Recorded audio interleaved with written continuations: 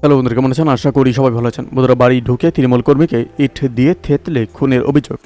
শামসেরগঞ্জে আঙ্গুল উঠল হাতের দিকে। অবশ্য আমরা এই বিষয়ে বিস্তারিত আলোচনা করব। বন্ধুরা, মৃতের নাম সুরজ শেখ, 25 বছর বয়সী। সবুজের পরিবারের অভিযোগ, কংগ্রেসের স্থানীয় কর্মীরা খুনের ঘটনায় যুক্ত। পরিবারের সদস্যদের দাবি, বিকেলে আচমকা তাদের ঘরে ঢুকে পড়ে জনা কয়েক দুষ্কৃতী। বাড়িতে ঢুকে ইট দিয়ে থেতলে এক তৃণমূল কর্মীকে খুনের অভিযোগ উঠল মুর্শিদাবাদের শমশেরগঞ্জে। মঙ্গলবার বিকেল থেকে এই নিয়ে উত্তেজনা শমশেরগঞ্জের থালায় হোগলাবাড়ি গ্রামে। তৃণমূল শিবিরের অভিযোগ, কংগ্রেস আশ্রিত দুষ্কৃতীরা এই কাজে যুক্ত, যদিও সেই অভিযোগ অস্বীকার করেছে হাত শিবির।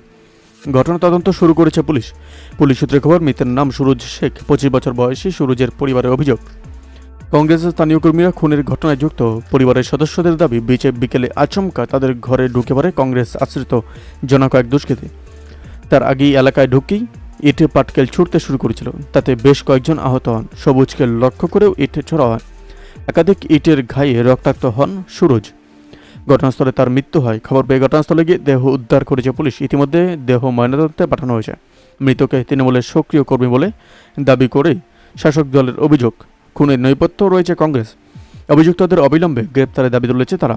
তৃণমূল বিধায়ক আমিনুল ইসলাম বলেন, আমাদের দলীয় কর্মী সুরজ শেখকে কংগ্রেসের দুষ্কৃতীরা পরিকল্পিতভাবে খুন করেছে, যদিও এই ঘটনার সঙ্গে তারা কোনোভাবে যুক্ত নয় বলেই দাবি করেছে কংগ্রেস। শামশেরগঞ্জে ব্লক কংগ্রেসের সভাপতি মোহাম্মদ ইমাম শেখকে বলেন, সোশ্যাল মিডিয়ায় পোস্ট ঘিরে সংঘর্ষ হয়েছে। সব কিছুতেই রাজনৈতিক রং চড়ানো হচ্ছে। এই ঘটনার সঙ্গে রাজনৈতিক কোনো যোগ নেই। বন্ধুরা, এই আপডেট প্রসঙ্গে আপনাদের কী মতামত অবশ্যই আমাদের কমেন্ট করে জানাতে বলবেন না। ভালো থাকুন, সুস্থ থাকুন। ধন্যবাদ। দেখা হচ্ছে নতুন একটি ভিডিওতে।